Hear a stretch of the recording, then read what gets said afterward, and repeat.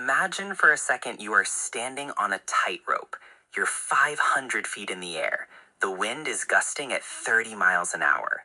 Now, if I asked you to describe what you're doing, you might say, I'm standing still. But you aren't, are you? If you were truly still, rigid, and unmoving, that wind would snap you in half. You'd fall. Right. You're constantly micro-adjusting. Your ankles are twitching, your core is firing, your arms are shifting weight. To the observer, it looks like stillness, but internally, it is a state of massive high-velocity activity. Exactly, and that is where we get the concept of balance wrong. We think of balance as a noun, a state of rest, a hammock on a beach. But today, we're going to flip that on its head. We're exploring the law of balance not as a passive state of peace, but as a deliberate, aggressive practice of inner regulation.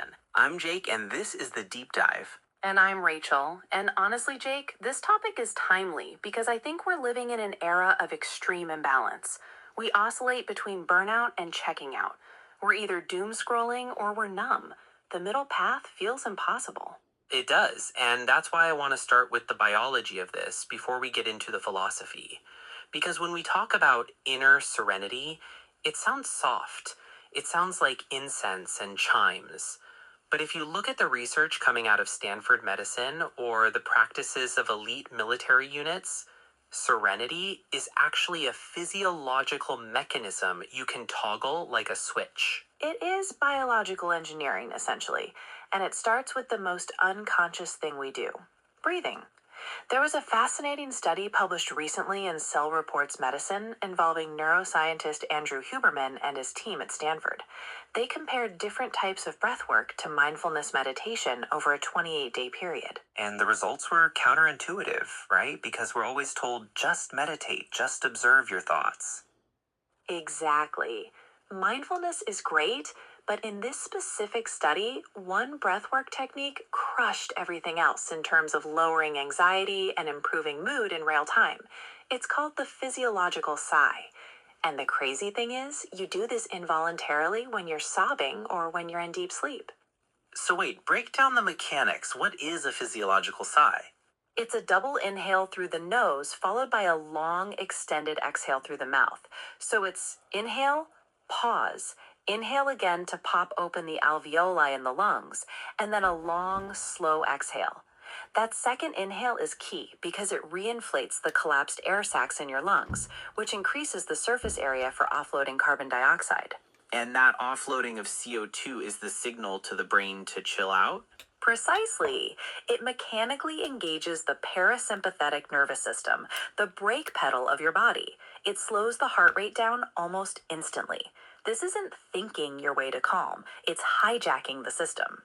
This reminds me of the box breathing technique the Navy SEALs use. Mark Devine, the former SEAL commander, talks about this constantly. You inhale for 4, hold for 4, exhale for 4, hold for 4. They use this before breaching a room or taking a sniper shot. They aren't doing it to relax in the spa sense. They're doing it to regulate arousal so they can function in chaos. That distinction is vital. They aren't trying to lower their energy to zero. They are trying to achieve equanimity.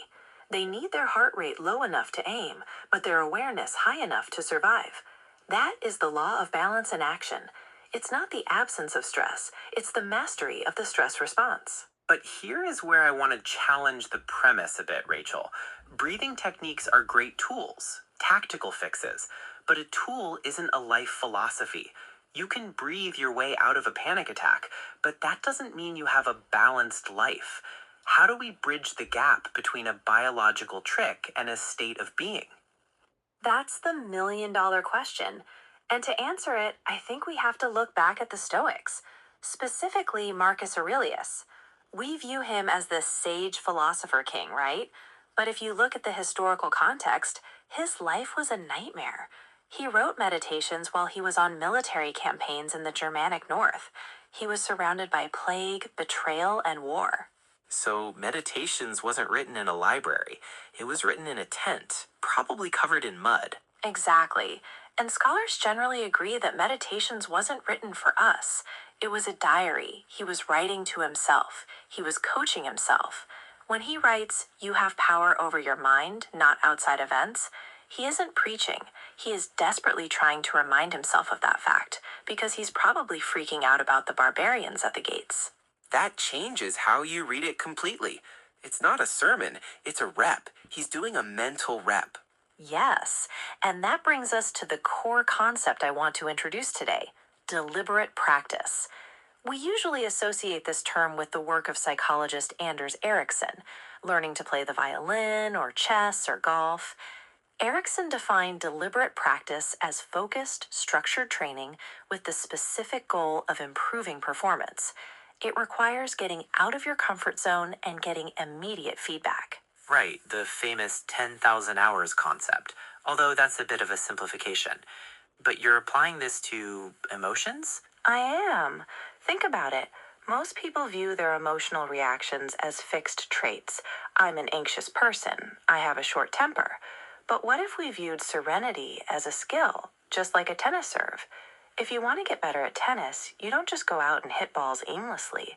You practice the specific motion that is weak. You stress the muscle. So, applying the law of balance requires us to treat chaos as the gym? Exactly. The traffic jam, the rude email, the crying toddler, those aren't interruptions to your life. Those are the training partners. That is the deliberate practice environment. If you only practice being calm when you're on a yoga retreat in Bali, you haven't learned anything. That's like practicing tennis without a net or an opponent. That's a heavy shift, because it implies that if you avoid stress, you actually atrophy your ability to be balanced. You become fragile. Precisely. In psychology, there's a concept of homeostasis, the body's drive to return to stability. But there's a related concept called allostasis, which is the process of achieving stability through change. To be resilient, you need to expose yourself to the stressor and then practice the regulation technique, the physiological sigh, the cognitive reframing, in real time. Okay, but let's play devil's advocate. There is a breaking point. You can't just deliberate practice your way through a war zone forever. Even Marcus Aurelius died, and the empire eventually crumbled. Is there a danger in overemphasizing this internal control? Does it make us passive about fixing the external problems? That is a valid critique, and it's often leveled at Stoicism that it encourages political passivity. But I'd argue the opposite. The law of balance isn't about accepting injustice, it's about conserving your energy so you can fight injustice effectively. If you are constantly dysregulated, burning with rage at every headline, your cortisol is spiked, your prefrontal cortex, the logical planning part of your brain, is offline. You aren't an effective agent of change. You're just a raw nerve. So the balance is the foundation for action. It's the launch pad. Right. Look at someone like Nelson Mandela. He spent 27 years in prison. If he had given in to pure rage, he would have burned out or been destroyed. If he had given in to despair, he would have withered. He had to walk this razor's edge of maintaining his dignity and his political will while enduring total lack of control over his physical body. That is the ultimate tightrope we talked about at the beginning. And when he came out, he didn't seek revenge, which would have been the imbalanced extreme of anger, but he also didn't just roll over. He dismantled apartheid.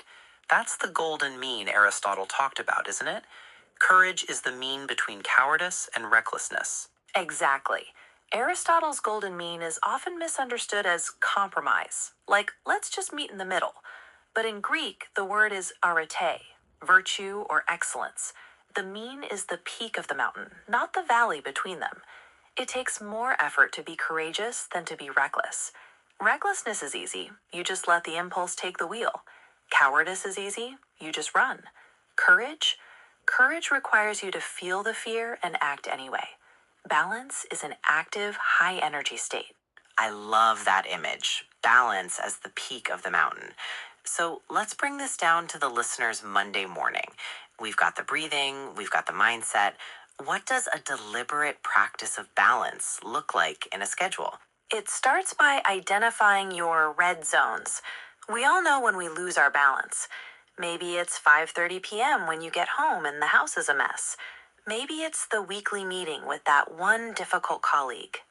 I have a few of those. The 3 p.m. slump is a big one for me. Okay, so the 3 p.m. slump is your training ground.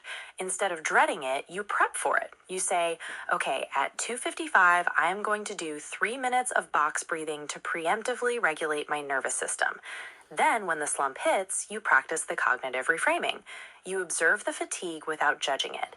You don't say, I'm lazy. You say, my body is experiencing a drop in glucose.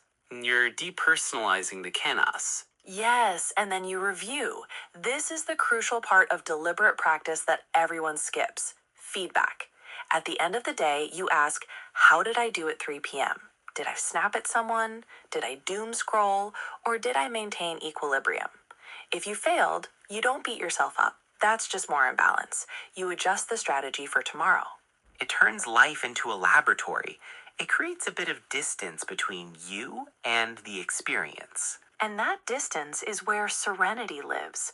Serenity isn't the absence of noise, it's the space between the noise and your reaction to it. Viktor Frankl, the Holocaust survivor and psychiatrist, famously said, between stimulus and response, there is a space. In that space is our power to choose our response. In our response lies our growth and our freedom. That quote hits hard every time. It's the ultimate expression of the law of balance. It's claiming that space. And physically, that space is created by the breath. The breath expands that gap from a millisecond to a second, giving your prefrontal cortex time to come online and choose the golden mean rather than the extreme. So, Rachel, to wrap this up, we started on a tightrope. We realized that standing still is actually a dynamic process of micro adjustments. We learned that we can manually downregulate our stress with a physiological sigh. We learned from the Stoics that we must practice this in the mud, not just the library. And we learned to treat our daily frustrations as a deliberate practice gym for the soul. That's the roadmap.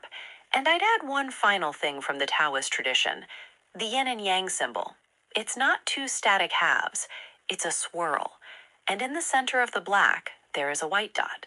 In the center of the white, a black dot. The seed of the opposite is always present. When you are in chaos, look for the seed of calm.